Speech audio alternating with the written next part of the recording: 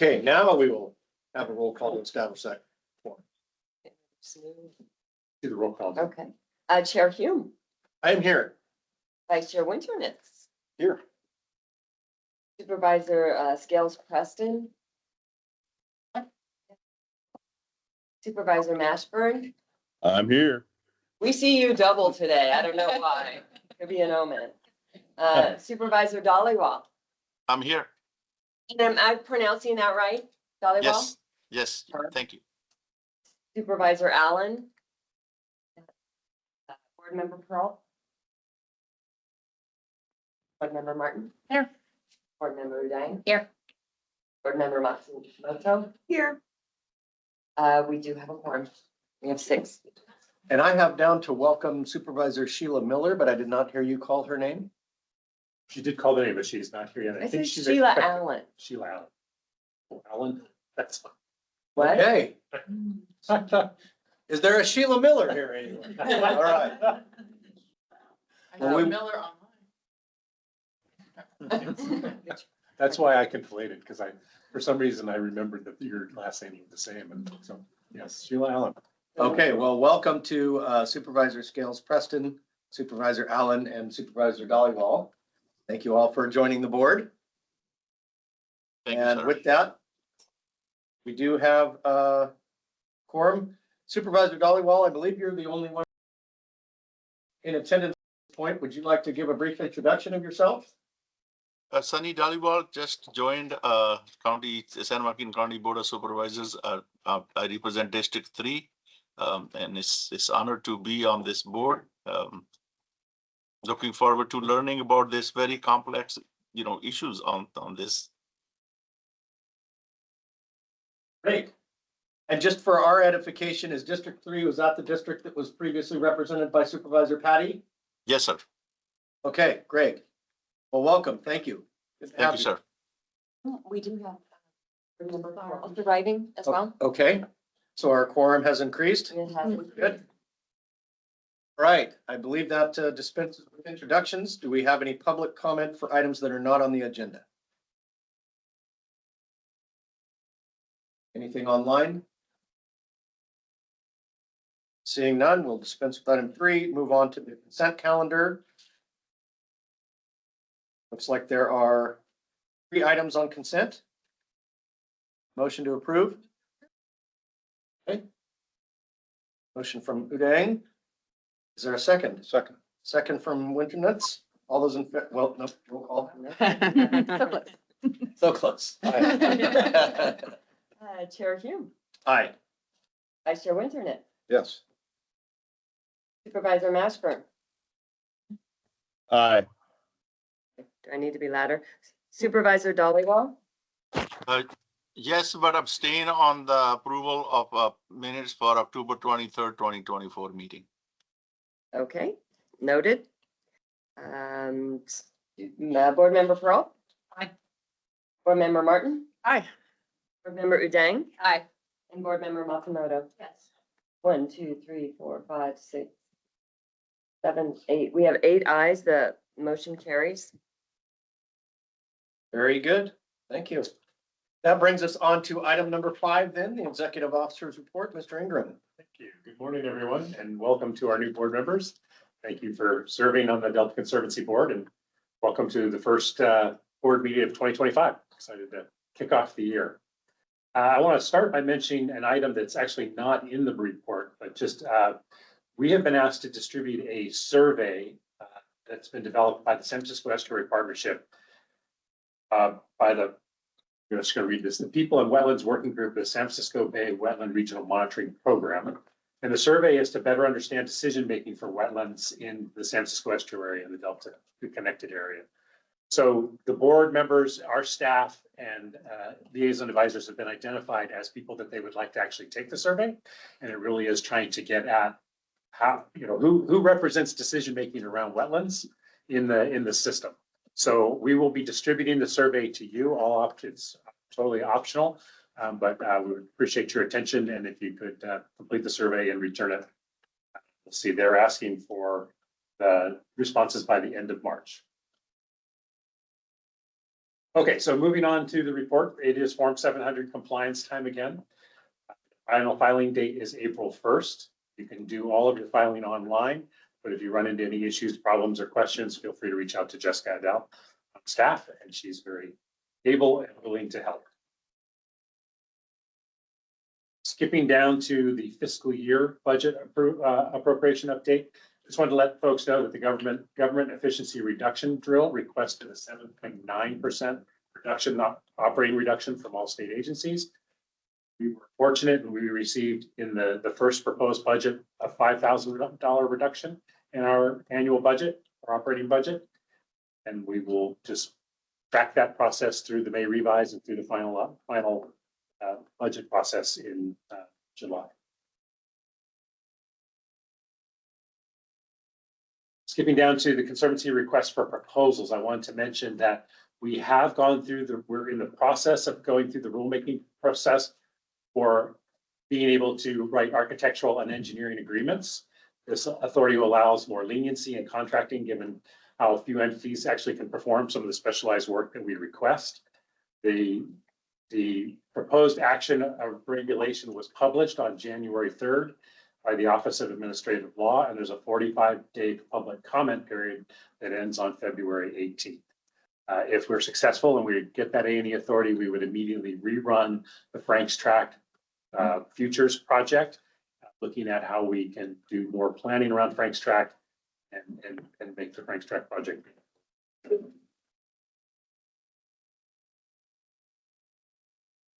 Grant applications, I think we have shared all the applications that we submitted. We were successful in receiving the Clean Vessel Act Education and Outreach Grant Program Award of $280,000 annually. So this will include education and outreach to voters about proper sewage disposal and monitoring of pump out stations in the Delta, in San Francisco Bay, and in the coastal area of Northern California. So this is a great opportunity for us. Staff have been diligently developing that program, working with the people who ran the program previously to better understand, how all the places that they monitored as we speak.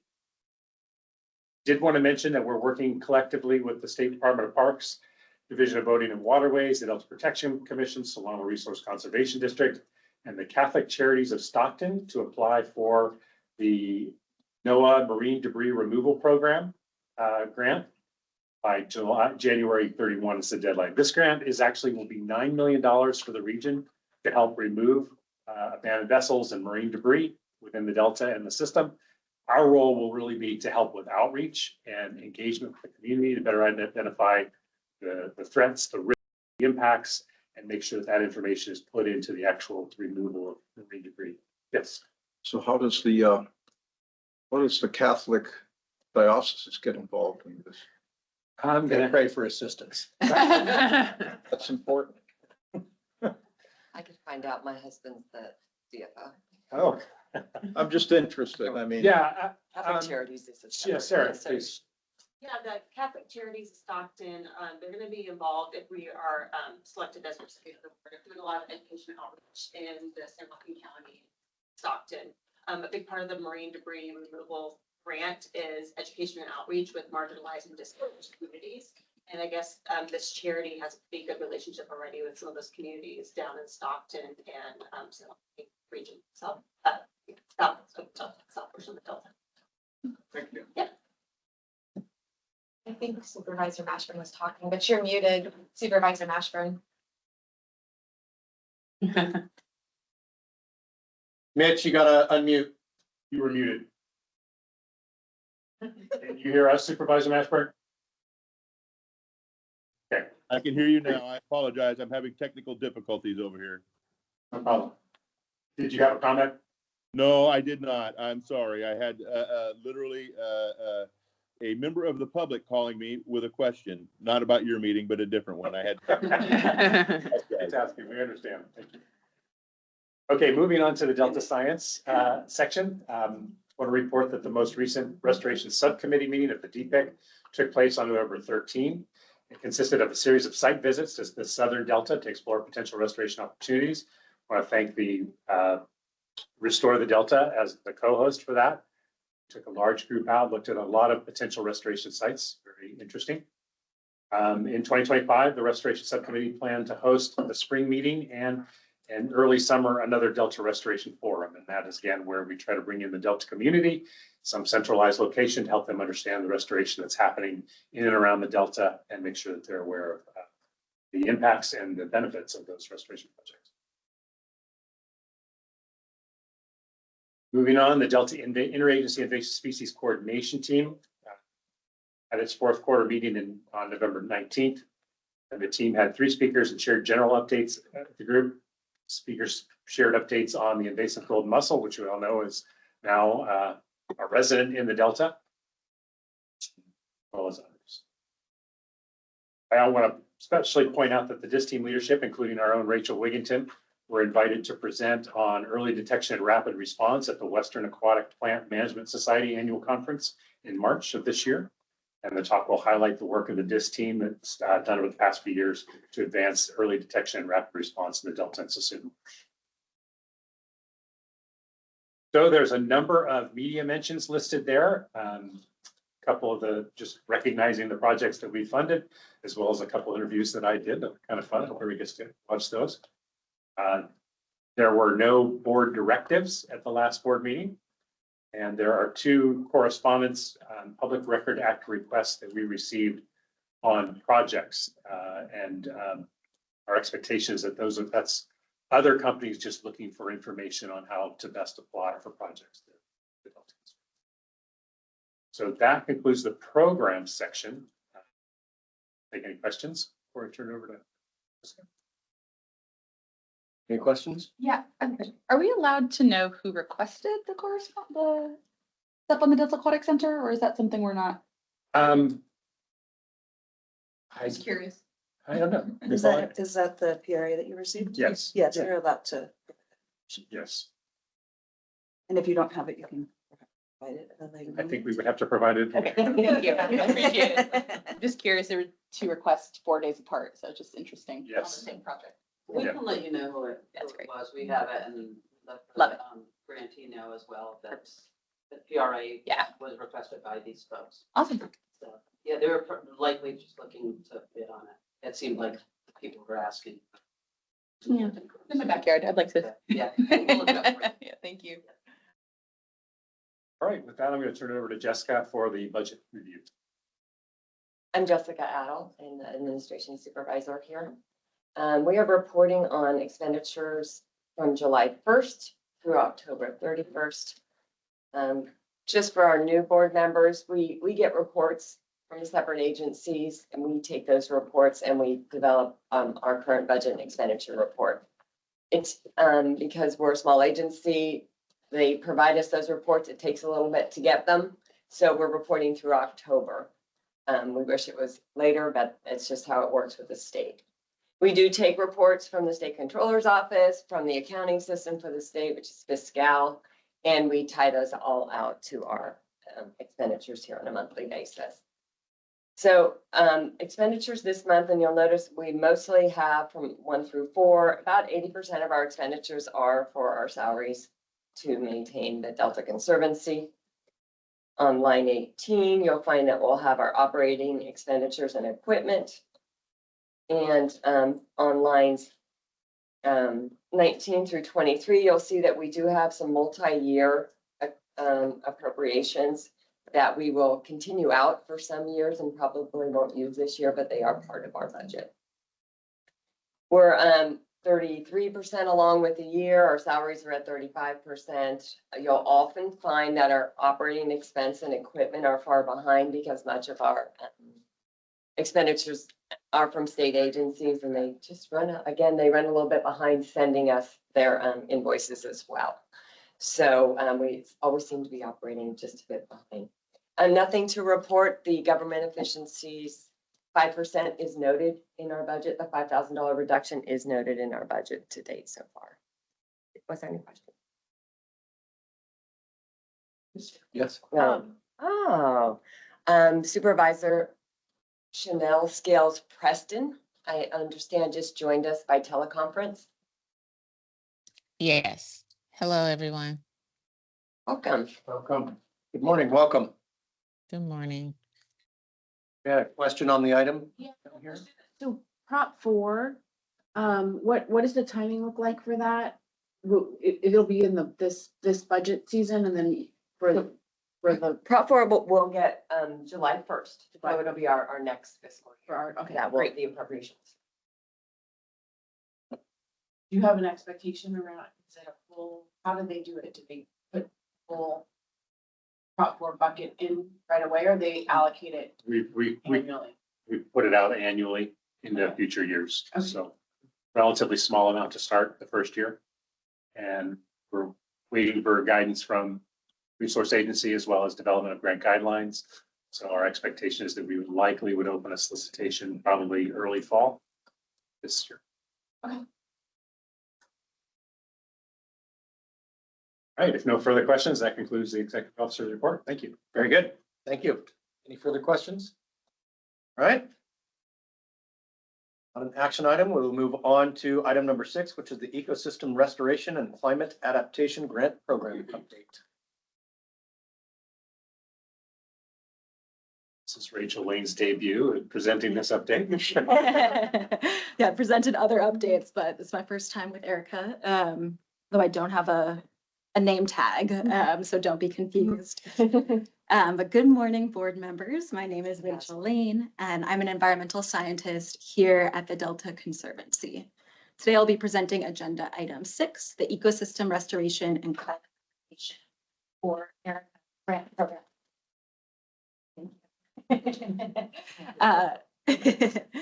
Which can be found starting on page 15 of the board packet. Thank you so much. All right. Confusion averted.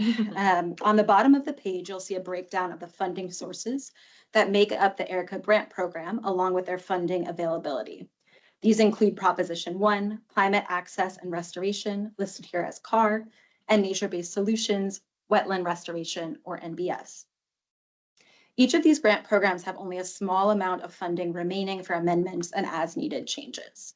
The Ecosystem Restoration and Climate Adaptation Grant Program currently has 18 active projects, and detailed updates can be found on pages 16 through 34 of the board packet.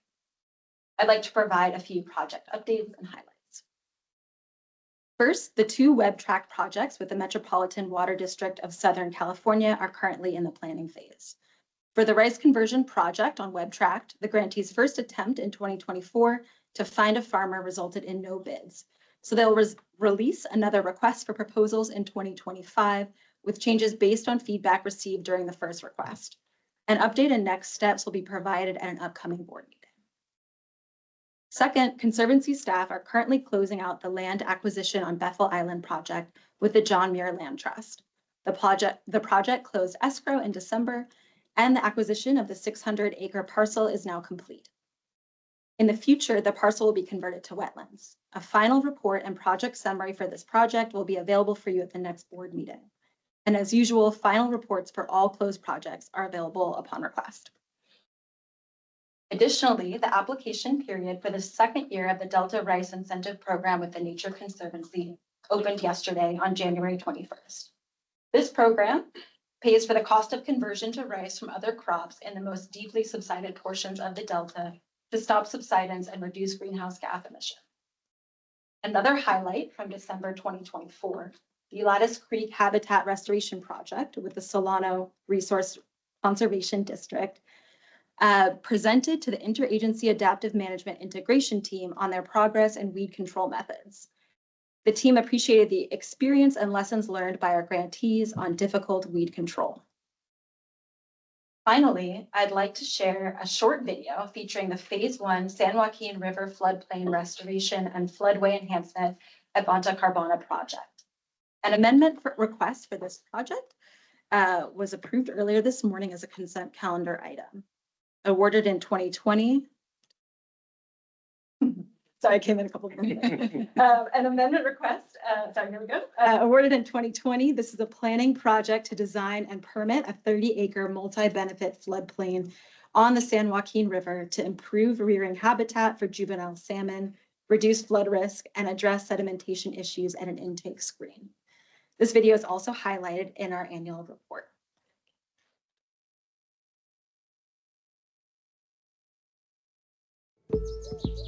This small patch of land is the picture of potential. This site is an incredible opportunity for a multi-objective project. This spot along the San Joaquin River is unique. Banta Carbona Irrigation District receives its water supply here, a lifeline for local agriculture. But it is also a prime spot to help struggling native fish. This is an important area of the river because all juvenile salmon that are moving out of the San Joaquin system have to go by here. Before long, this land will be transformed. Tons and tons of dirt and sand will be hauled away, restoring and reconnecting critical floodplain habitat for salmon, giving them access to food and shelter from predator fish. We'll get to remove about 300,000 cubic yards of material here that we're standing on, bring this level down closer to the water level. Where we're standing now is approximately a 40-acre pile of sand. What the project intends to do is lower this area so that the floodplain and some side channels within it are inundated far more frequently, on the order of every year, and for much longer duration than they would be in their current state. This project, supported by funding from the Sacramento-San Joaquin Delta Conservancy, is part of widespread efforts to help native fish complete their journey through our river systems and through the delta in what is a heavily altered ecosystem. As they are making this 100+ mile journey to the ocean, it requires a lot of resources, and the river itself isn't a particularly friendly place for them. In the San Joaquin Delta, we've lost 90 to 95% of historical floodplain habitat. To accommodate humans' use of the landscape, we have very much altered the river and floodplain system. We have disconnected rivers from their adjacent floodplains with levees. And those are very important to allow for critical agriculture and development of people. However, it takes away land that native species would have used and is very important for them to use. In this instance, we're giving back a small piece of floodplain that fish can utilize within the levees. This location, once it's completed, will essentially create a rest stop for the juvenile salmon on their migration out to the ocean. A project helping native fish while securing a reliable water supply for Banta Carbona's growers, while also reducing downstream flood risk. This project is very much the great example of a project of the future. This project enhances habitat for native salmon that are in a difficult position, trying to recover. It also improves the water supply for critically important local agriculture. In addition to that, it will also provide an area where sediment being delivered from upstream can settle out here in a place where it can be maintained in the future, rather than being carried farther downstream and deposited where it would add to flood risk in the Stockton area. This was land that the district owns, just sitting here of no benefit to anybody. This is just one piece of the puzzle, but it's an important piece. By utilizing it so that we can help the river system, which we rely on, it's a benefit to our growers and our residents. And eventually, hopefully they'll add up to increased populations or at least stabilize the drop.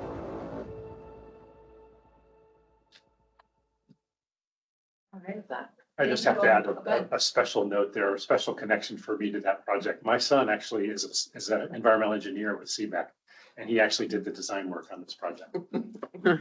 Appropriate conflict of interest.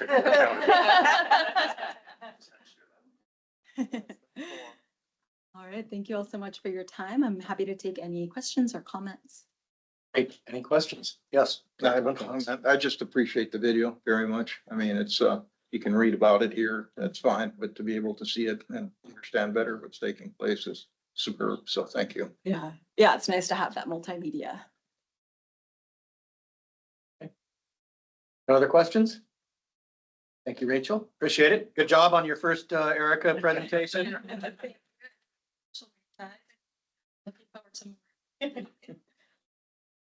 Okay, on to item number 7, the Community Enhancement Grant Program Update.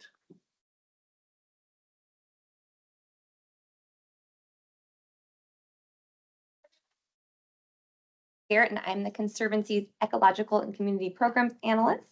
I'm here to present Agenda Item 7, the Community Enhancement Grant Program Update, which can be found on page 35 of your agenda packet. The Community Enhancement Program is funded through a $12 million allocation from Proposition 68 and 2 general fund allocations of Climate Access and Resource, or CAR funds, totaling $11.4 million. The program accepts applications on an ongoing basis and is actively seeking proposals. At present, we are aware of several applications working on the proposals. Currently, there is $2.6 million available in Proposition 68 funding and under $20,000 available in CAR funds. However, we are considering awarding $505,202 in Proposition 68 funds today. We currently have 11 active, 1 awarded, and 4 closed projects. The projects are detailed on pages 36 through 40 of your agenda packet, but to provide a highlight, the Pacific Flyway Fund has gone out to bid for construction subcontractor for the Walk in the Marsh project. In addition, the Prop 68 funded Asian American Heritage Park requested an amendment for their project term, which was approved earlier on the consent calendar. 3 projects have also recently closed. The Pittsburgh Boat Launch Facility and Central Harbor Park Upgrade Planning Project. The purpose of the project was to conduct public outreach and create planning documents for the boat launch and Central Harbor Park improvements. The implementation of the project is underway, and we plan to do a site visit in spring or summer of this year.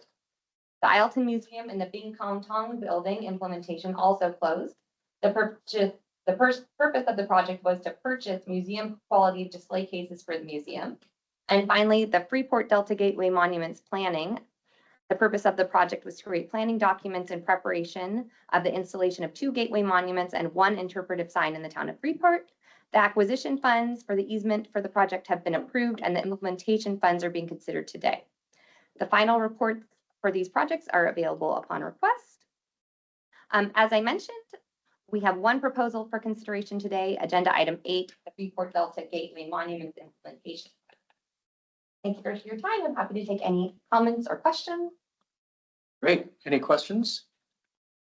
I have one on the Prop 68 funds, the 2.6 that's remaining to be allocated. Do we have any projects in the pipeline? Yes. Are there any proposals that have been submitted? Yes, there's some timing questions, but we do have one that is possible for consideration. There's some CEQA issues we're kind of working through. And then there is some chatter about some other proposals coming in also. Okay.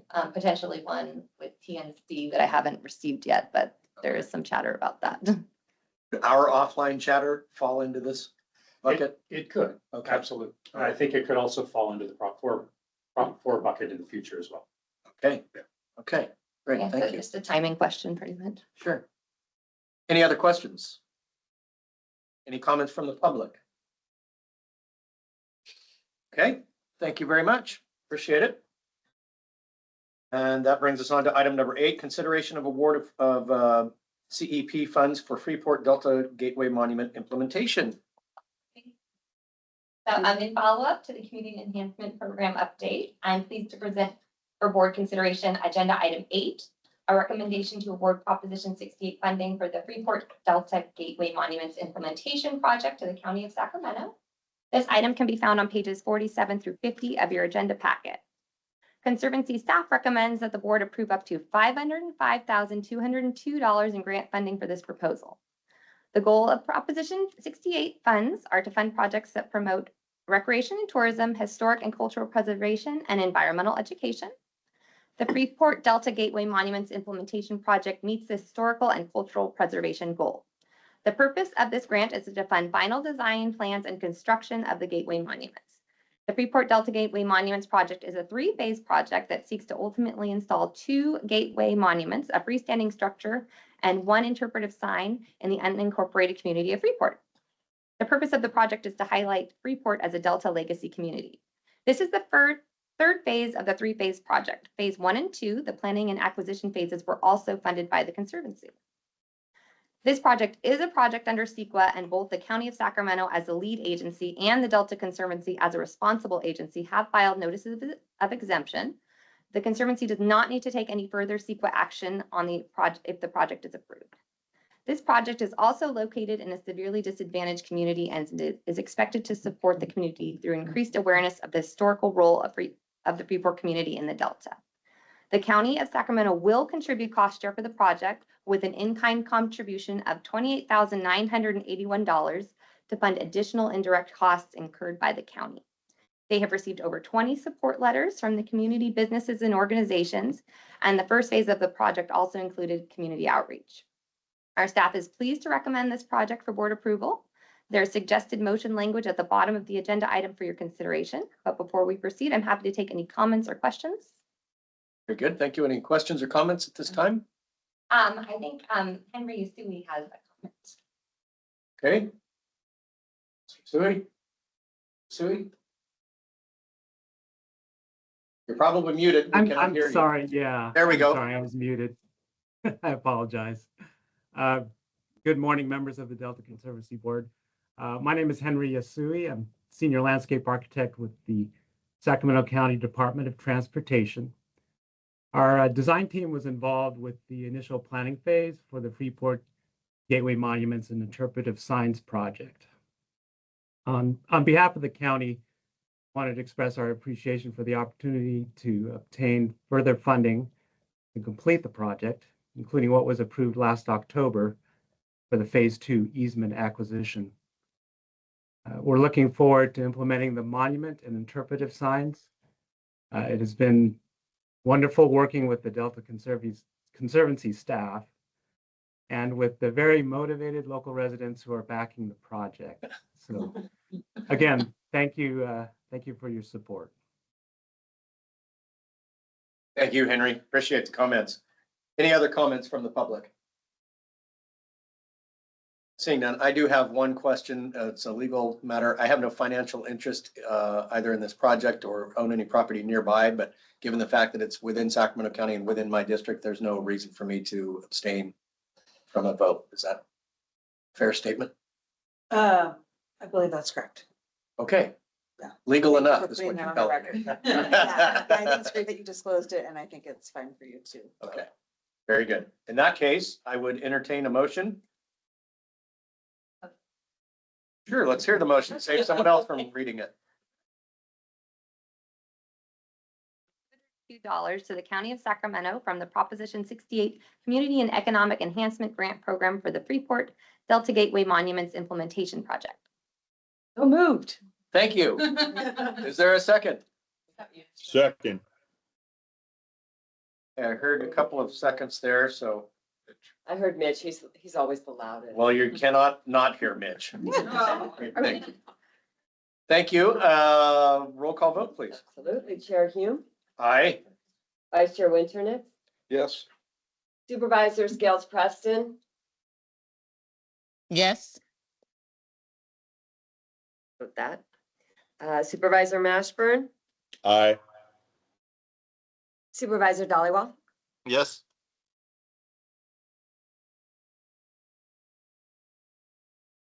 Board Member Peralt. Aye.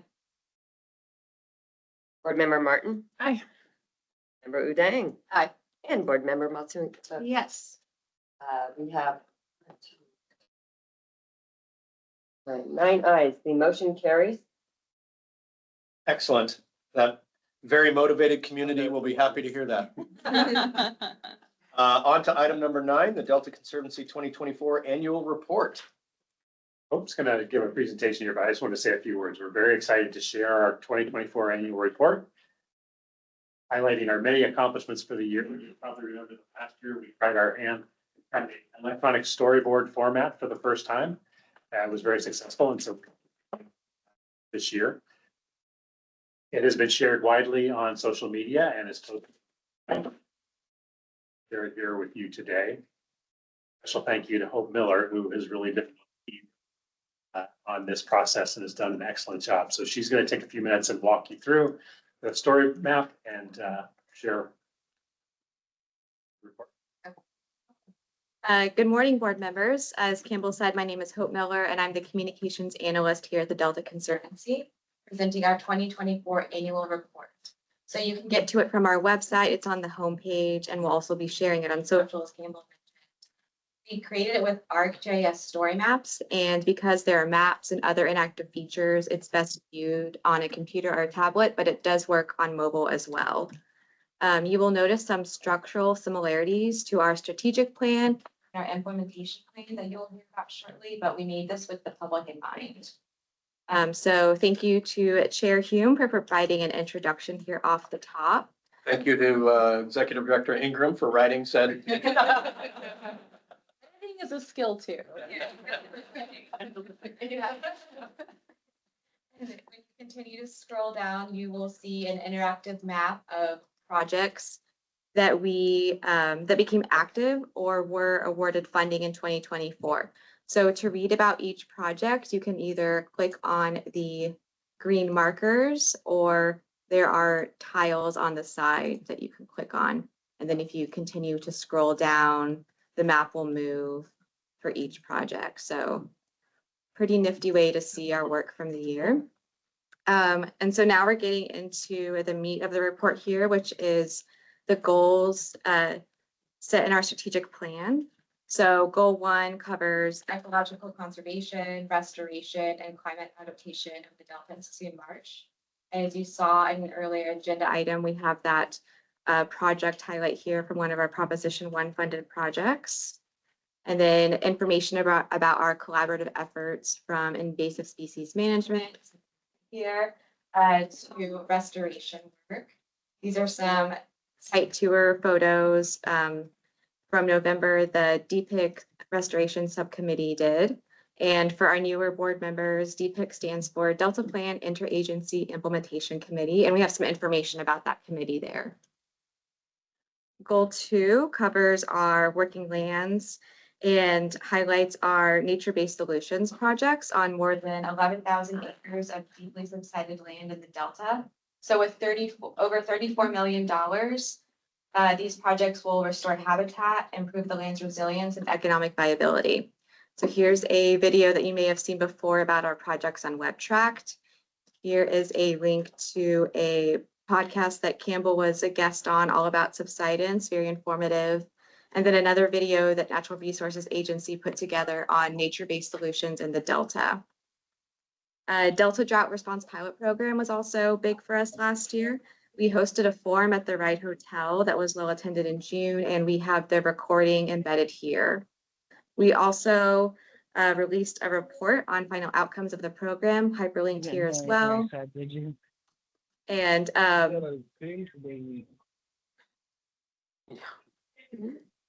there we go. Okay. And then in July, board members had an opportunity to see one of the project sites under the DRIP program. This is one of the micrometeorological stations that's being used. For fish-friendly farming, we certified projects at the beginning of the year. Photo here of one of those. And the Delta Protection Commission wrote up a nice article on fish-friendly farming and sustainable agriculture as a whole, which we have linked to as well. Goal 3 covers our community enhancement grant program. So some of you may know in 2024, the board approved funding for 4 projects, and work continued on other important projects such as the Asian American Heritage Park in Ileton. We have some nice drone footage here showing progress on that. And then another project to highlight is the park and boat launch facility upgrades happening in Pittsburgh. So one of our newest board members photographed here. Delta waterway cleanups were important for us as well. Most noteworthy in September, as part of Coastal Cleanup Day, we built an entire 40-yard dumpster. So great effort by the volunteers who came out. That was impressive work. Goal 4 covers our educational and outreach efforts. So staff participated in quite a few events in 2024, things like Earth Day at Natural Resources Agency, science conferences, like the State of the Estuary Conference in Oakland, and other community events. We also made time for student education. As you can see, some photos of UC Davis students learning about Delta soils on Staten Island. I particularly like this photo here.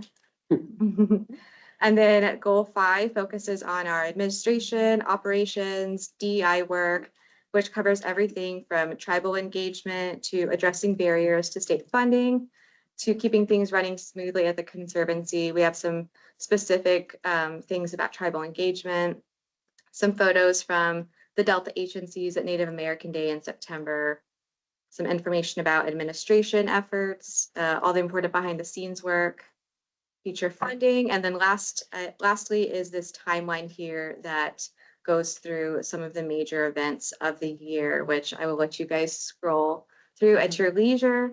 A big thanks to staff who helped me with this effort. It was definitely a team effort. And then also to the Delta Protection Commission and Delta Stewardship Council for their photographs and input on this. I'm happy to take any questions. Big thanks to Hope for actually being the author of your. Oh, okay. I apologize for the misdirected appreciation.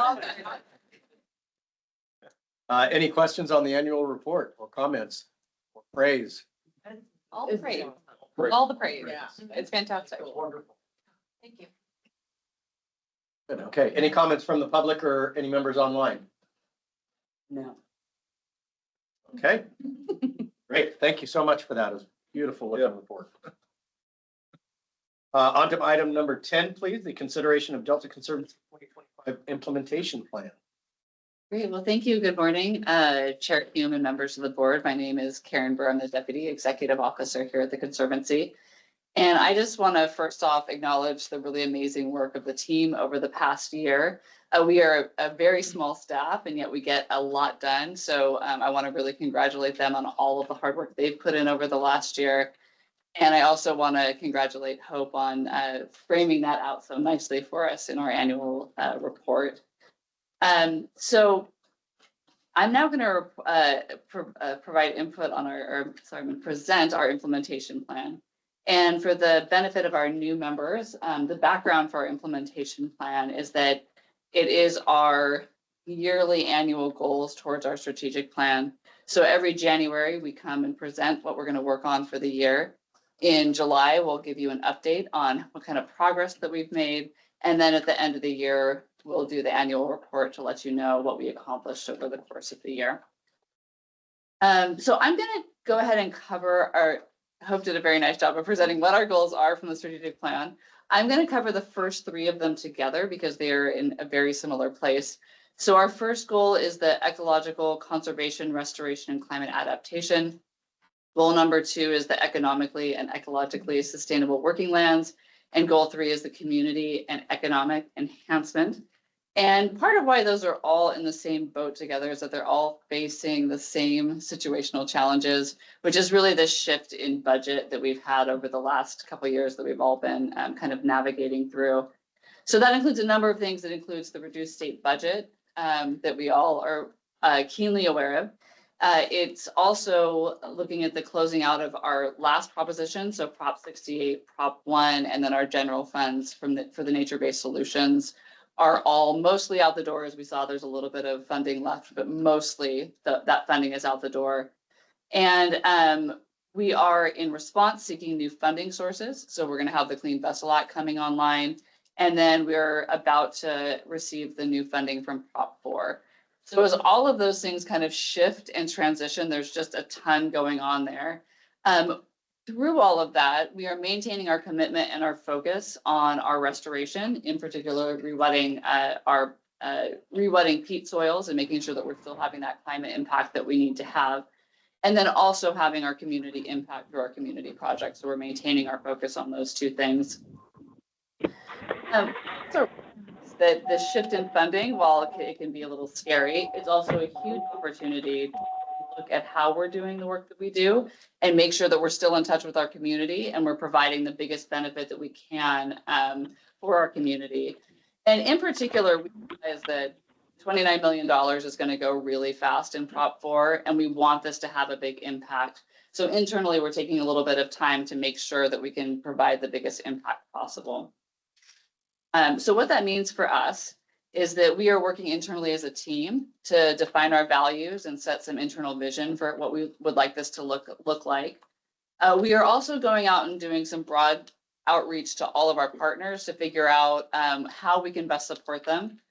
We recognize this budget shift to all the financial challenges for us, but we also know our partners, especially our nonprofit and community partners, are going through similar shifts. So we're wanting to figure out how we can best support them as they transition through the funding shifts that they're facing. And with that said, we would also love to hear from all of you about any of the needs or thoughts that you have around Prop 4. We are going to do a much more concerted effort at our next board meeting to have a conversation about this with you all. But in the meantime, if you have any thoughts or ideas about things that you'd like to see out of Prop 4, if you've had projects come forward, please let us know so we can start to consider those things as part of our Prop 4 guidelines as we put those out. So I'm going to give a summary of those first 3 goals for 2025. We will be working with our grantees. We still have projects going on the ground, and we're going to make sure that they are done well. And also we have some outstanding scientific questions that we're answering through some of that work. So in particular, our drip program and the rewetting of peat soils, there's some questions we have still around that scientifically. So we're going to continue to make sure that those progress and that we're using that funding to do that. That's number 1. Number 2, we are designing a Prop 4 rollout that's going to have the biggest impact possible in our community. And 3, we're continuing to seek new funding to bring in additional support for these programs. So for the first 3 objectives, that's what we're working on over the next year. Moving on to goal 4, our education and enrichment. As Hope showed, we've done a lot of growth over the last year, and we're going to try to keep up that growth over the next year. For us, that looks like really taking our role seriously as community partners. And with less funding, we can engage more effectively in some of the interagency partnerships that we participate in, do a lot more community outreach, and use our time to really make sure that we're engaging with our community. We are intending to grow the cleanup program. As you saw, the great dumpsters full of trash. We're hoping to have more of those. We are going to be launching our Clean Vessel program, which is largely public outreach. It's mostly going out and working with folks in the community. And then we're going to be doing the outreach for Prop 4, as I mentioned a little bit earlier. And then finally, our goal 5, which is the effective, sustainable, adaptable, and inclusive organization. And what we want to make sure is that if we are planning on shifting our organization and shifting the priorities that we have and making sure we're connected to the community, we want to make sure that we're doing the same thing internally and that we're able to grow with the challenges that are in front of us. So what that means for us is that, again, we're looking and defining our internal team values and looking at an internal vision for what the team, how we want to function as a team and how we want to function with our community. We are continuing our work for DEI and tribal work to make sure that we are incorporating all of our communities. We are continuing to seek funding to make sure that we have a budget to keep running the organization and keep our staff employed. Last year, the team transitioned to a cloud-based system, and so we're continuing to implement that to make ourselves more effective and efficient. You're about to hear from Sarah about the Lean Six Sigma. That's part of this process. And then also, one of the things that we really want to ask you about today, we went through, and as Hope suggested, we revamped our annual report. We revamped the implementation plan and what that looks like and the format for that. And so we would love some feedback from you guys on whether you like the new format, if there are things that are missing. Is this the right level of information? I know before we were a lot more detailed, and I'm not sure y'all really needed all of that detail. So just we'd love to get some feedback on what that looks like, either now or before the next board meeting. So I'm going to stop there. And again, I know I asked for a few things here, so I would love to see if you have any questions, first of all, especially if you want to dig in on any of the programs, and or we would love feedback on Prop 4 and our new formatting for the implementation plan in our annual report. So I will open it, and then there's some suggested motion language when you guys are ready. Okay. Any questions, comments, advice, guidance? I have a question. So very grateful for sort of the bullet pointed information to show the highlights so that we can ask the questions if we have them. And I do. So thank you. The Delta Waterway cleanups, y'all are focused specifically on debris that is not vessel related, or can that also include vessel related debris? I'm going to fly off the cuff and say yes. And we also, as Sarah mentioned, we're seeking the funding for the vessel removal. So we're looking at both, but primarily what Hope's organizing is onshore cleanup. So if it's there, yes, but we aren't going out and doing anything midstream. I think in the past, we've pulled very small parts of vessels from the near shore. That have maybe been like yes. by. Okay. And so the coordination with this program, potentially with a NOAA grant of some sort, could sort of expand the cleanup processes for the waterways? That's the hope, and there will be funding there to do that. Our role will be largely more in doing the outreach and helping to make sure. And then working with the local jurisdictions that the. The cool community, yes, I think there's an opportunity there. If the community is interested in participating Mhm. more in these cleanup events, that we as, you know, the coordinators or some of the outreach can help bridge that gap between the existing waterway plans versus the potential NOAA marine debris removal and existing county law enforcement who already are out there. And would it be helpful to know what vessels are there? The types, how many? Yes, absolutely. And I know that's part, I believe the Division of Boating Waterways has kind of a high level understanding of what's already out there, but part of the outreach, at least for the marine debris program, would be getting it understanding from the community as well, because there may be stuff out there that agencies aren't familiar with. They move stuff in and out. Oh, yeah. And it's recreational vessel focus since it's Division of Boating and Waterways. It would be, my understanding, it's pretty broad within NOAA. Okay, so it could include commercial vessels. I don't want to misspeak, but. No, I'm just curious. It's broader than what it currently is at DB. Y'all hit one of my niche interests. Okay, cool. Thank you. Cool to see that level of funding. Yeah. It's a one-time. It's unique and in it this will area. last Because Yeah. it's extremely expensive. to Yeah. hold up. Yes. It's great. Good precedent to set. Absolutely. Thank you. Thank you for the questions. Yes, correct. Yeah, I saw Vice Chair comment. Thank you. I do appreciate the format of the new plan, the implementation. I think it's makes it easier, simpler to read and understand. And if we need more detail, we'll go to it. Right? That said, I have one comment on the nutria eradication program.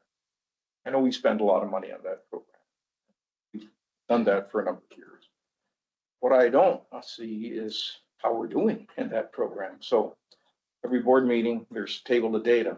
I look through it, but I don't understand it. It doesn't mean anything to me. I guess what I'd like to see is some information. How are we doing with the nutria eradication program? Are we winning? Are we losing? Are we holding our own? Do we have to keep putting more money into it? Is it sustainable the way it is? Can we, cut back at some point in time? Right. I mean, what kind of a problem is it we're facing? We know they find them, they catch them, they kill them, but what does that mean? Yeah, I appreciate that comment, and we should put a little bit more of a narrative to that table. You unfortunately missed the October meeting where Victoria Fish and Wildlife came and gave a full presentation on the program and essentially where we are. My understanding is that we're holding ground and we're preventing ourselves from getting to the point, sort of that population point where it starts to go exponential. So we have had take in the Delta and the Sassoon Marsh. Wherever you start to see hits, they focus eradication.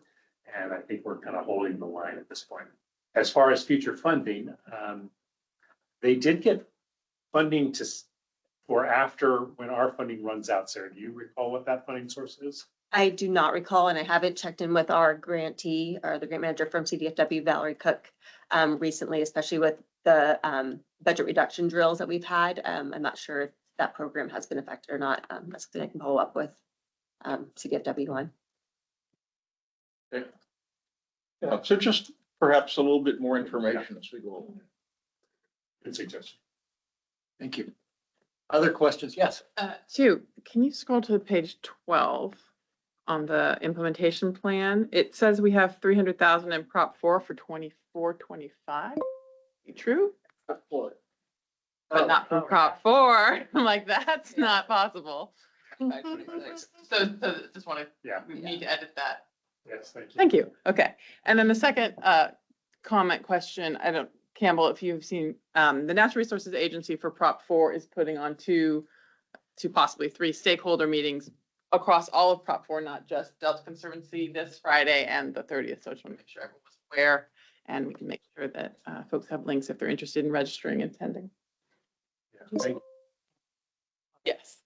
CNRA wide. CNRA, all of Prop 4, all of CNRA, in fact, it goes beyond Natural Resources Agency, I believe, CDFA, Karen Ross will be there. And so pretty much anything on Prop 4, receiving stakeholder feedback, comments, et cetera. As everybody has to go into guideline development and implementation in the next year. Thank you for that reminder. We will be there in force for sure. Would you please send out a tickler reminder for the board members of that information? Do that. I'd appreciate that. Thank you.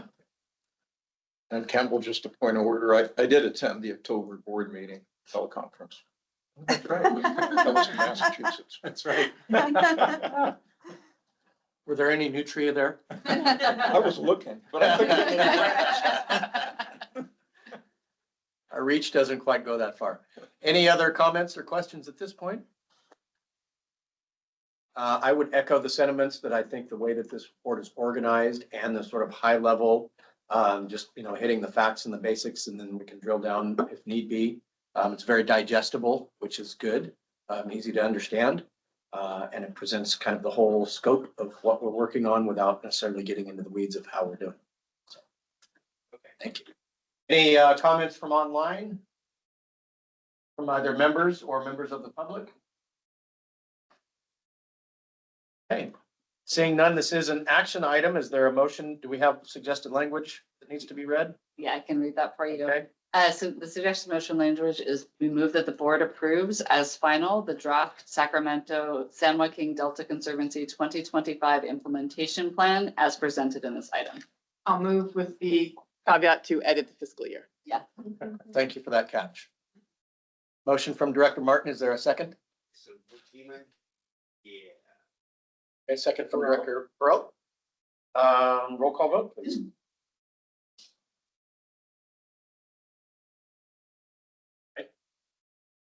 Vice Chair Winternitz. Aye. Supervisor Scales Preston.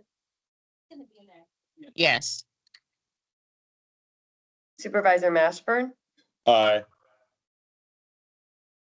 Supervisor Dollywall. Yes. Board Member Pearl. Aye. Board Member Martin. Aye. Board Member Udang. Aye. Matsumoto. Yeah. We have 9 ayes. The motion carries. 1, 2, 3, 4, 5, 6, 7, 9.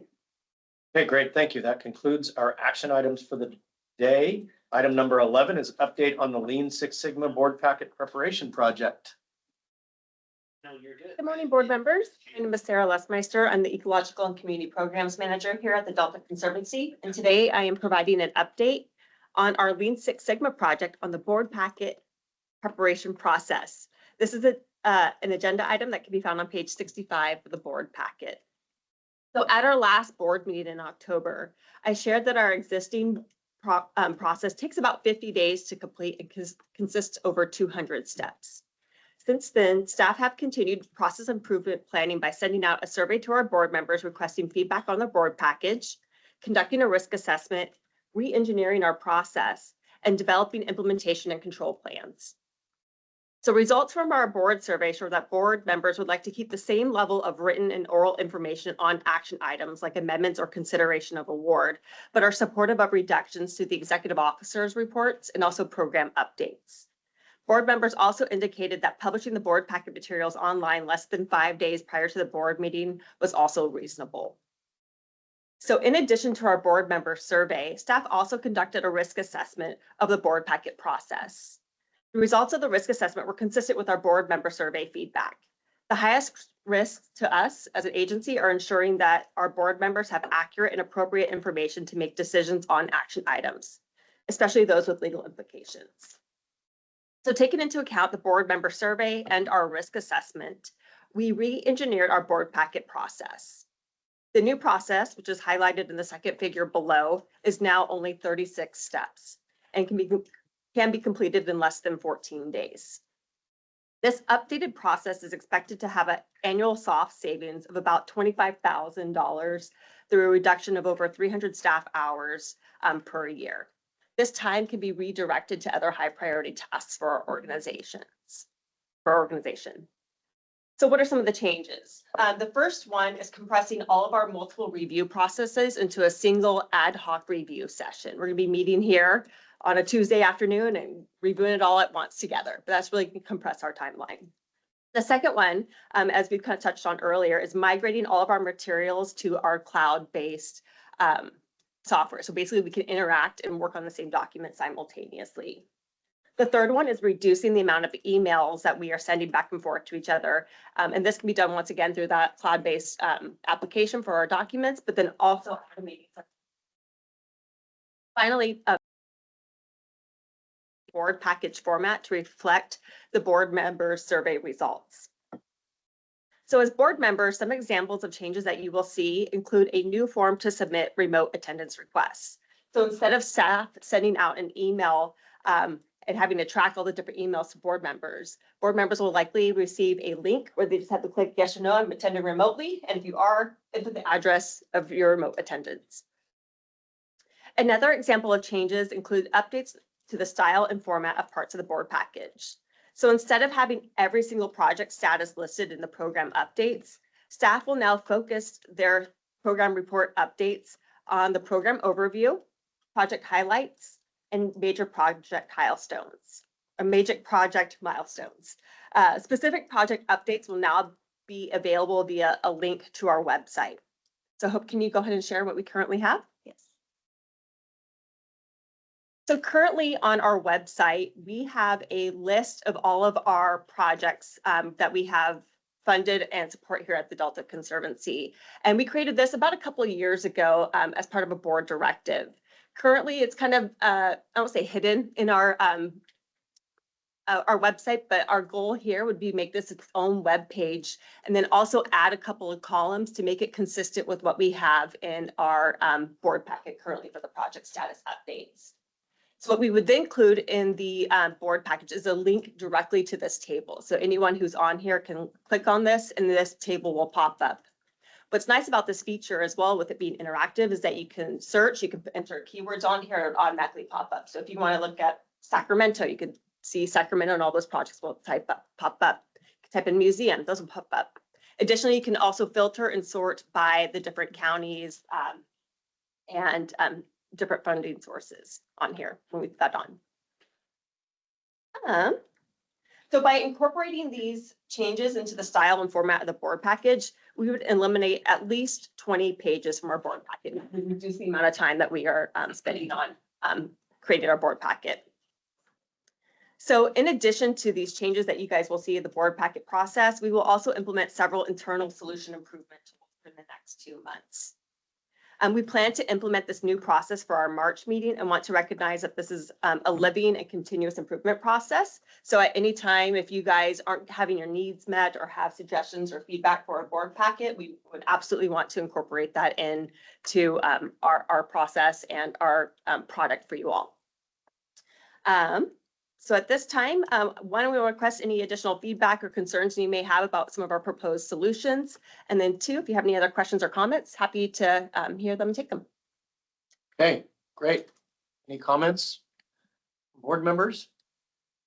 Table is readable now.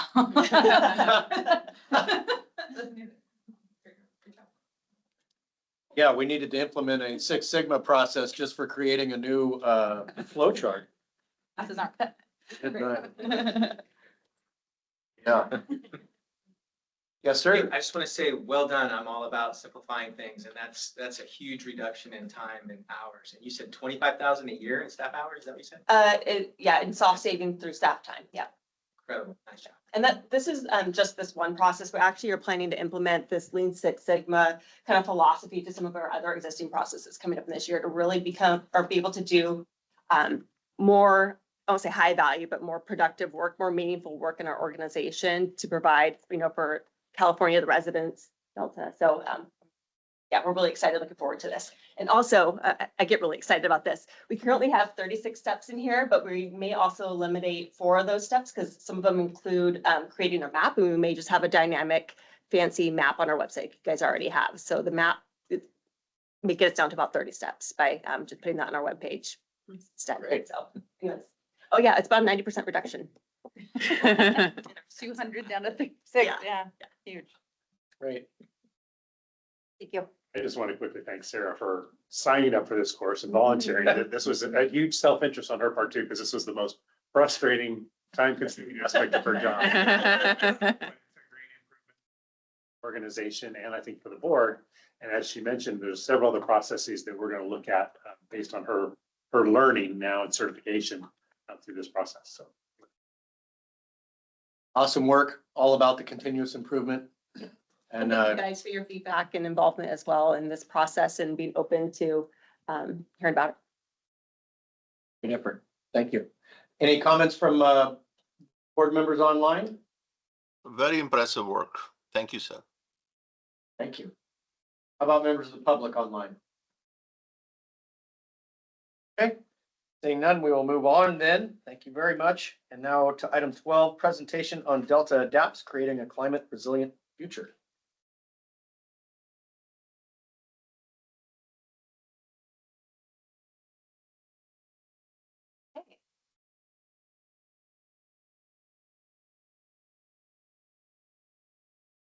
Good morning, board members.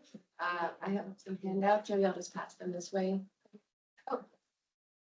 I'm Morgan Chow. I'm an environmental program manager at the Build a Stewardship Council. I'm here with Chris Kwan and Andre Cho, my colleagues, who are going to also be presenting with me. I'm just going to give a quick overview of our climate adaptation initiative, and then they're really going to do the bulk of the presenting about content in our adaptation plan, which is now out for public review. We've extended the date from 60 days, an additional 30 till February 18th. And yeah, this is our adaptation initiative we've been working on actually since 2018. And this adaptation plan is really the second phase, meant to be a framework for studying adaptation in the region. We've been working very closely with your staff and our peer agencies. To be back here. We were here in March, but now that we have the draft out, it's a good time to be back. This slide just shows you basically phase one was a vulnerability assessment. That was done and published in 2021. Here you can see really we looked at the risk to Delta assets according to flooding, extreme heat, drought, and wildfire. And this is a summary of some of the very high level findings, and more can be found on our website. And then this is just an overview of really what's in our adaptation plan. So what we really leaned on a very diverse set of interests and our vulnerability assessment findings to develop this over the last 3 years. We've worked across these 4 focus areas, which Chris is going to go into detail about the strategies within them. And then at the most specific level is our proposed implementing actions. So that's water supply reliability, ecosystem restoration, agriculture, and flood risk reduction. So under those 4 buckets, we have strategies with proposed implementation lead. So the Conservancy is proposed lead for a few that Chris will point out. And we also did a costing analysis to look at high level restoration costs and levy improvement costs according to the value of the assets at risk from our vulnerability assessment. We're incorporating equity throughout all of the strategies.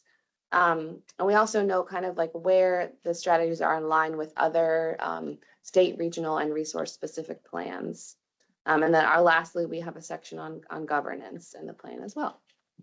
So that's all for me. I'm going to hand it to Chris to talk about the strategies.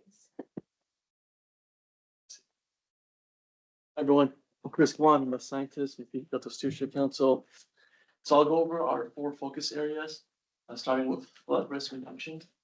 On the left of your screen are the vulnerabilities, followed by the strategies that are proposed to help adapt to these vulnerabilities and stressors.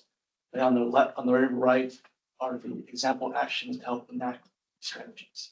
So for flood risk reduction, we are proposing to develop better informed, climate informed models for predicting flood dynamics, such as creating a 2D model for creating understanding, forecasting, predicting future and current flood conditions. Another action is strengthening and upgrading Delta levee systems based on asset vulnerability and importance, managing upstream water storage capacity by more adaptively managing reservoirs, floodplain restoration, aquifer recharge programs. And another example is using adaptive planning to reduce development on flood-prone areas. So the next is our ecosystem something that we've worked with the Conservancy a lot, with Campbell a lot, on implementing these proposed actions and thinking about conceiving these proposed actions. And we recognize that a lot of it is based on restoration, and there are a lot of co-benefits of restoration, such as reduced flood risk and better water quality, attenuation of floodwaters.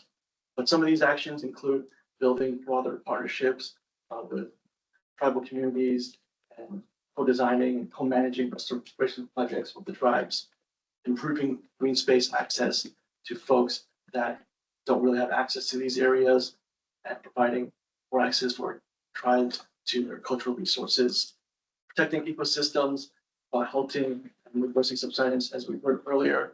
This is a big subject for this agency as well as our agency, and we've been working closely with this agency on finding better ways of incentivizing and promoting subsidence when we're slow subsidence halting. And another big one is looking at how you could also use wildlife friendly habitat, promoting migratory bird habitat, while also continuing farming on Delta. The next, that leads into our next theme of agriculture. Agriculture is still the primary land use in the Delta, and we hope to keep it that way. We're looking at multi-benefit projects, like I mentioned about the migratory birds and fish habitat on the rice fields, rerunning those rice fields to halt subsidence, and as well as developing labor and workforce training for the future.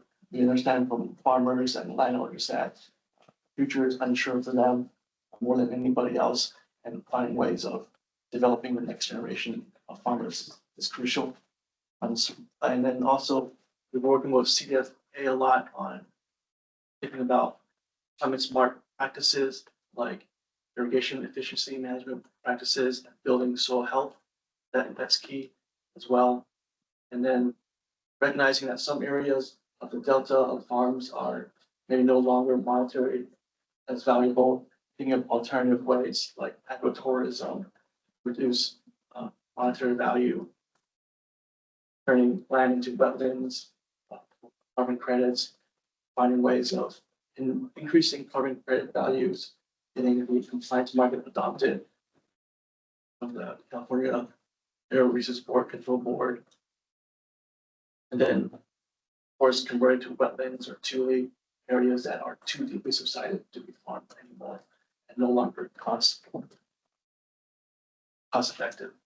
Lastly, we have our water supply reliability funding projects to promote urban and ag water conservation and continue finding ways of recycled water use.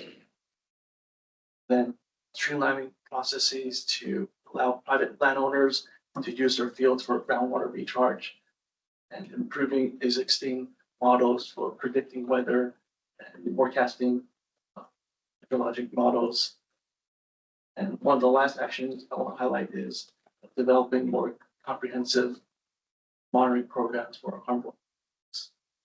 Now I'll pass it over to Audrey to finish our presentation. Hi, everybody. My name is Audrey. I'm the council's new executive fellow. I've only been with them for about 2 months, so I appreciate the opportunity to meet you all. So in terms of the adaptation plan, our hope is that you use it in a couple of ways. The first is to align adaptation priorities across agency, community, tribal, and other adaptation practitioners' priorities. The second is to act as a framework and also a guidance document for future actions in the Delta. And the third is to highlight a really crucial need for investment in the region as it pertains to climate adaptation from both a project side of things and then also from a research and data side of things. At the council in particular, we will use the final plan to frame our implementation priorities alongside those that we identified in our tribal and justice paper and also our 5-year review.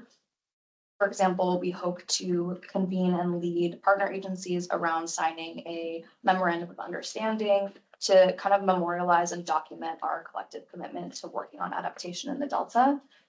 Also working to improve our regulatory oversight to advance environmental justice and adaptation through our Covered Action Authority, working to direct adaptation resources to those who need it the most through our Social Vulnerability Index, sharing findings across the region, especially as it pertains to risk communication, and also helping to fill research gaps and working with our Delta Science Plan to do so. And so in terms of next steps, I know that Morgan covered this briefly, but we are currently in a public comment period. We extended it by 30 days and it will end on February 18th. So hopefully that gives folks a little bit more time to send in their public comments. And simultaneously, we're undergoing tribal consultation and tribal outreach. We hosted a roundtable on December 9th and are excited to continue kind of liaising with tribes on those topics. And community concerns and ideas that we hear from this outreach will then be integrated into our plan and considered once the period is over. And we hope to bring the final plan to the council in the spring. And we prepared a couple of discussion questions. And also, I know that we have a couple of minutes for questions, but in particular, questions around concerns or priorities related to climate change that you would like to see reflected in the report. Ways in which we can support the Conservancy's work around climate adaptation, how you see yourself being engaged in the implementation of the plan, and also how we can better kind of align and coordinate our actions in the region.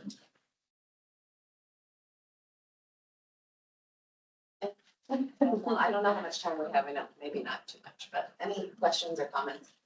Sure. Any questions or comments from board members? Yes. Ecosystem vulnerabilities, whether you all talked about, I mean, we're hearing more and more issues coming from delta invasive species, and no one's really hard to prevent, like, and remove, but yeah, just if you guys, if that came up at all. And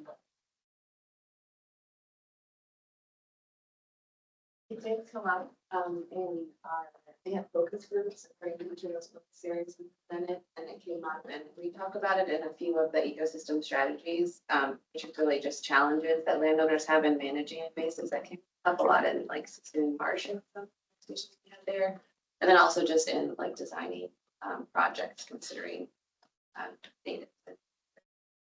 But yeah, it's nested within the strategy. Maybe I can point out if I may. I think a lot of it is promoting more flows through the delta. So there's cold, cooler waters that will help with some of the fishes at least. And these fishes, they thrive better in warmer waters. So then for native species to thrive. That's for the basic fish.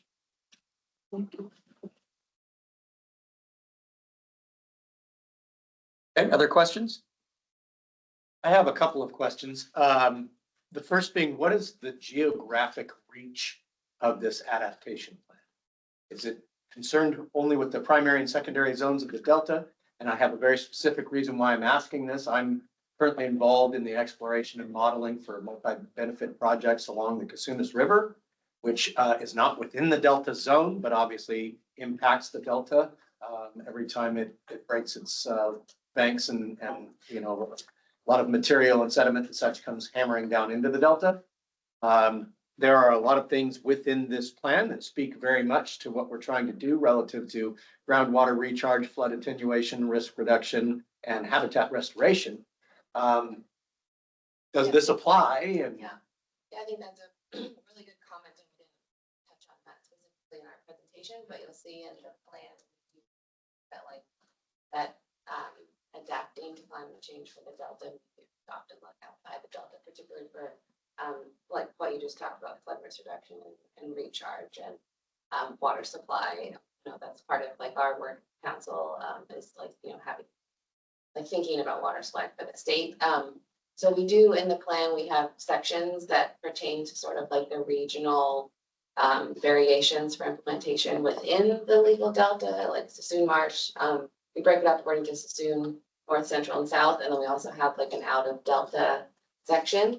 But I think it sort of varies across the focus areas. So I think like for agriculture, our strategies are focused because we spoke to farmers in the Delta. But we are, like as Chris mentioned, we are like learning from other regions, specifically around things like agrivoltaics, which they're exploring a lot in like the Central Valley, for example. For ecosystem, it's a little bit focused on, or our strategies are focused on restoration. We have a Delta plan restoration targets that are specific to the Delta, but it doesn't like, there are no hard boundaries for that. And then I think for flood risk reduction and water supply specifically, a lot of our strategies address actions that are outside of the Delta that would help us manage flood risk and provide better water supply running through the Delta. Right. Yeah. Question. And I appreciate those comments. I appreciate the comments that you just made relative to flows through the Delta equaling colder water for the ecosystem itself and the overall health. And that's been a point that I've been trying to make, is that through Delta conveyance really being a point that requires investment for the health, not only of the ecosystem and certainly for my constituents adjacent to the Delta, but also as we look at the overall state water supply. So now I'm going to touch the third rail here a little bit. There is a consistency hearing tomorrow that the Stewardship Council will be undertaking. And so how would a project like the Delta Conveyance Project be considered in the framework of this plan? So we're under ex parte about the specific project at staff because of that hearing, so we can't actually speak to the project. But we do talk about, we call it like big C conveyance for the project and little C conveyance for just like the idea of water conveyance. Okay. In the adaptation plan, we speak mostly to what's already in our Delta plans, that our council has already adopted basically support of understanding both through Delta conveyance and the idea of an isolated conveyance system. So that's an adaptation plan, but because of our role, our covered action role, and specific right now, that's part two, we don't speak to a specific project that's in front of us. Okay. Sorry. I tried. Any other questions here in the room? Any questions from members online? How about for members of the public? Okay, hearing none. Thank you very much. We appreciate your time today. Okay, then that brings us on to item number 13, which is the California Department of Water Resources Multi-Benefit Restoration Program update. Charlotte can't be here till 10:30. It looks like. Did she make it? So, I see Bree, sorry. She should be here about 10:30, so if we could skip around her and come back to her, we'll check and see if she makes it. Okay, then very timely, we will move on to item 14, which is the Delta Stewardship Council update. My name is Amanda Bull. I'm also with the Delta Stewardship Council, Special Assistant for Planning and Science. And I generally come and provide these updates every couple of months at meetings. As has already been mentioned, we do have a council meeting tomorrow. At this meeting, the council is going to consider and may adopt a decision on appeals of certification of consistency for the 2024-2026 proposed geotechnical activities. And apologies for reading, I just want to make sure I get it exactly right, which was submitted on October 8th to the council by the Department of Water Resources. And as Morgan mentioned, we are currently in ex parte on this, so we can't discuss it, but really do encourage you to look at the draft determination, which is available on the council's website, and to tune into it. Starts at 9:30, and the discussion around the draft determination is and there are opportunities to participate both in person and virtually. So please, website for more information on that. Second, in February 20th to the 21st, the council and our Delta Science program is going to be hosting a workshop on updating the Delta Science plan. So one of the many things that the council does is coordinate, facilitate best available science and research for the Delta. And kind of one of the key documents that we have to help us do that is the Delta Science plan. We are currently in the process of updating to create the third iteration of this. And this is a guidance document that really is a shared document for everyone working in the Delta system. And it's intended to strengthen, organize, and communicate science to provide relevant, credible, and legitimate decision support for policy and management actions. And this third iteration is going to focus on addressing grand challenges to science in the Delta, which touches on a number of different things from just, our increasing uncertainty around climate and weather and how that's impacting things, to figuring out how we better incorporate tribal knowledge into the work that we're all doing and other grand challenges. So again, there's more information on that on our website as well. It's later in February, so I do encourage you to take a look at that, and to, at the very least, maybe encourage some of your staff to participate in that.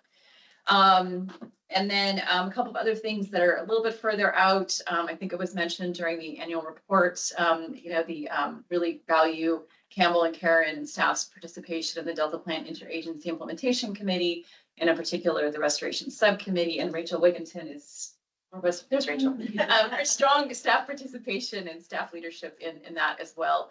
And so we have a Restoration Subcommittee meeting coming up on March 13th. And then the next DPIC meeting has been scheduled for April 3rd, location and topics still to be determined. But I can report more on that in your March Conservancy meeting. And then finally, as Morgan mentioned, Delta Adapts is open for public comment. I really encourage you to take a look at that, or have your staff take a look at that and provide comments by February 18th. I think also happy to, if anyone wants more information, wants a deeper dive in anything, our staff is more than happy to come and make a presentation for anyone who's interested as well. So please feel free to reach out to Morgan or myself. Happy to answer any questions as long as they're not about tomorrow. What about a hypothetical? I'll leave this for Carrie. I think Carrie's on one. Great, thank you. Any questions? No? How about online? Okay, seeing none, we will move on then to item number 15, the Delta Protection Commission update. Mr. Blodgett? Hello there. Can you hear me fine? Can hear you fine. Perfect. Thank you, everyone. Appreciate the opportunity to bring you up to date here. Delta Protection Commission met last week at the Sacramento Yacht Club. Upcoming meetings here, we have our Delta Protection Advisory Committee will meet on February 11th. We'll be at the Clarksburg Schoolhouse. So if you want to see the inside of the building, and it's really fantastic, DPAC will meet on the 11th at 5 p.m. Our next NHA Advisory Committee meeting will be February 26th. We're going to be down at Peter's Steakhouse in Isleton. That meeting will begin at 1. We're working on some staffing additions, a public information officer and a senior environmental planner. We hope to have those in place here in the coming weeks. Campbell mentioned this earlier, the boating and waterway large debris removal. We too are part of that process and will assist with outreach in moving that project forward. Delta Leadership Program kicked off on the 10th of January, had their first seminar, and they'll continue. Campbell was part of that as well. As well as myself in that first seminar, and they'll continue on here for 4 more through the springtime. NHA, let's go Clarksburg Branch first. Clarksburg Branch Line Trail segment, a potential trail, multi-purpose trail between West Sacramento and Clarksburg. They had their first kind of community meeting last night in Clarksburg, and they're going to have another one in West Sacramento tomorrow night. So if you want to learn more about that potential trail expansion and putting fiber potentially into Clarksburg, that'd be a good opportunity to go talk to the folks that are organizing that project. NHA, National Heritage Area, the Sacramento-San Joaquin Delta National Heritage Area. We finally got some good news, some real good news. Our management plan was approved last Thursday by the National Park Service. So we've been waiting on that a bit. Usually takes about 6 months to do that. They had some additional consultation they wanted to do, and they did get us that word just last Thursday that the management plan is approved. So we're working on a marketing plan update for them. We've just brought on a firm that's going to start with the marketing plan for the National Heritage Area. So that's exciting news. And the other bit of good news is that District 10, which is most of just San Joaquin County, has put up 5 different NHA signs recognizing the Sacramento San Joaquin Delta National Heritage Area. So off of I-5 and Lathrop, 205 coming into Tracy, then Highway 12, Highway 4, and Thornton Walnut Grove Road. There are new signs recognizing the National Heritage Area. So that's been a long time in the works, and we still have a couple more that are outstanding. But yeah, we were excited to see those things, those signs finally get up and get in place. We do have one that was on the causeway coming in between Davis and in West Sacramento, and that sign disappeared. So the ongoing joke is, well, did it get knocked down, or is it in a fraternity house somewhere in Davis? So we're not sure, but either one of those is possible. But we're going to try to get that one back up and in place. So that's kind of it for today. I don't want to take up too much of your time, but again, exciting news on the NHA management plan. We're going to actually be, Blake, myself, and our chair, Diane Burgess, are going to be in Washington, D.C. from the February 2nd to the 6th, meeting with the Alliance of National Heritage Areas, setting up congressional appointments and doing all that good stuff. So that's all I have for today. Thank you, Bruce. Any questions for Mr. Blodgett? No? Any question from the members online? Any public comment? Okay, thank you for that. Now on to item number 16, the Delta Conveyance update. Thank you, Chair Hume and members of the board for having me. I wanted to primarily mention today that our draft implementation plan and guidelines for the Community Benefits Program are available for review. So we released these in October, and we're asking for comments by March 1st. They are available on DWR's website, so that's water.ca.gov/Delta Conveyance, and we have a Community Benefits Program page that you can go to from there. So the idea here is that this is the next step in development of the Community Benefits Program. We included in the EIR a framework for the Community Benefits Program, but we've really been trying to push to further develop it. And as we've talked to members of the community, we found that it was kind of hard to think about the program and to come up with some of the ideas from a blank slate. And so the idea here is that we're providing something to discuss and comment on as a starting point, so that sometimes it's easier to react to something than to come up with something from scratch. So the idea is that we are trying to answer questions like how to allocate funding among the different components of the Community Benefits Program, what geographical area should be covered. So right now we have included the legal Delta as well as the Byron Hills and Mountain House area because they are near the South Delta facilities that we've proposed. But is that the right area to consider, and should some of those areas be prioritized? Some information about the program for the grant, or the process for the grant program, and the infrastructure that would be needed to implement that program, the areas that should be considered for grants. Right now, we have defined that to be recreation and tourism, historic and cultural preservation, environmental education, agricultural support, and community improvements to sustain the Delta's heritage and enhance unique values of the Delta. So are those the right topics? Are those the right areas? And then also evaluation criteria, how grants would be considered and evaluated. So we're really hoping that people will take a look at that, think about it. If there are different things, we really would love to discuss these ideas. These are just an initial set of ideas and not intended to be any kind of ultimate decision. So I really encourage everyone to take a look. We did get some really helpful information from some of the Delta Conservancy's grant programs. So that is also reflected in this. So please take a look, March 1st. In other news, we are continuing to work on multiple permit fronts. As was mentioned, we have gone to the Delta Stewardship Council to certify consistency for our 2024 through 26 geotechnical activities that are proposed. There is a hearing tomorrow to consider the draft staff determination. I can try to answer questions if there are any. I may not have all the answers. And then we are also working on our water rates process. So we are working to get a change in point of diversion for the State Water Project water rates. We are not seeking to change the overall amount of water rates, but just add the 2 points of diversion that are proposed for the North Delta. So the water rates hearing is coming up. So we are starting on February 18th with policy statements, and then the opening statements and case in chief start on March 24th and 25th. So I think that those are the key updates for me today, but if anyone has any questions, I'm happy to answer them. Great, thank you, Carrie. Any questions for Ms. Buckman? I do have a couple of questions. The first being, just because I know that the scope of the hearings at the Stewardship Council are very narrow in focus. The question of consistency that's before them tomorrow is only regarding the geotechnical work and not necessarily the project itself. Is that correct? Correct. We will need to go back to the Delta Stewardship Council with a certification of consistency for the project itself.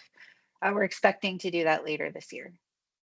Great, thank you for that clarification. And then my second question is there, are there aspects of the geotechnical work that's being performed that would be able to be utilized to inform sort of a SWOT analysis for the levies in general, or is it pretty well project specific? So maybe that's a pretty unsatisfying answer. So for the 24, 25, and 26 period, we are not doing any work on levies. It was something that was requested by some of the parties at that weight. And so we have taken out work on levies. However, there is some other work that will provide geotechnical information within the Delta that may be indirectly helpful. We can't release the direct information like the results of the cores for a lot of the properties. It's part of our entry permissions that data is confidential with the landowner, but we will release information in aggregate, like what we've learned about the geology of the Delta in different areas. So there will be information that may be useful. It will be more indirect than direct though. Gotcha. Okay. Thank you. Any other questions? Any public comment? All right. Well, thank you for the update. Thank you. Do we know if Ms. Biggs has joined us? See her online. You know what time she was expected? He was hoping to be able to join us at 10:30. DWR has been involved in fire response down in LA, and she had a conflicting meeting. She can provide an update at the next meeting. Well, we can buy a little bit of time, given that she wasn't here when we did the introductions earlier. Supervisor Scales Preston, would you like to click on your mic and provide us a little bit of background about yourself or an introduction to the folks here? Yes, as you shared just now, my name is Chanel Scales Preston. I am a newly elected county supervisor. I've been working in federal government for the last 23 years. I worked for Congressman George Miller, and then also district director for Congressman Mark DeSaulnier.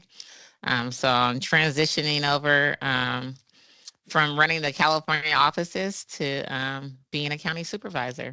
I also was the Pittsburgh City Council member, former mayor, served on the council for the last 6 years. Great. Well, thank you. Congratulations on your election and welcome to the Delta Conservancy. Thank you. Okay. That's all the time I could buy us. Anybody got any good jokes or all right. Well, in that case, then we will put over the program update to the next meeting. Yes. Okay. Very good. Any public comment? Why do we have two public comment sections? We always do one at the beginning for things not on the agenda and one final opportunity. Okay, one final call. See any hands being raised? We'll dispense with that item, and that brings us to adjournment. Thank you all for your participation today.